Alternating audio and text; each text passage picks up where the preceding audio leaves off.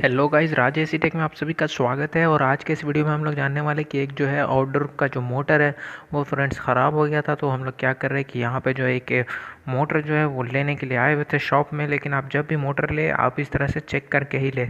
Black वाला आप देख सकते हैं, ये CAP कैपेसिटर के साथ जो है स्टार्टिंग है, ठीक है। तो इस तरह से हम लोग जो है चेक करके ही लेंगे मोटर को, ठीक है। अभी देखिए हम लोग जो है मोटर जो है वो चालू कर दिया है। वो टेस्ट हम लोग कर रहे हैं। देखिए इसका स्पीड जो है स्पीड भी बहुत अच्छा है। तो मैं जो है फ्रेंड्स आपको यही सजेस्ट करूँगा कि आप कहीं से भी अगर मोटर अगर आप लेते हैं एसी का, आउटडोर वाली मोटर अगर आप लेते हैं तो इस तरह से जो आप चेक करके ही लें, क्योंकि फ्रेंड्स जब कस्टमर के घर जाते हैं तो बड़ा मुश्किल हो जाता है।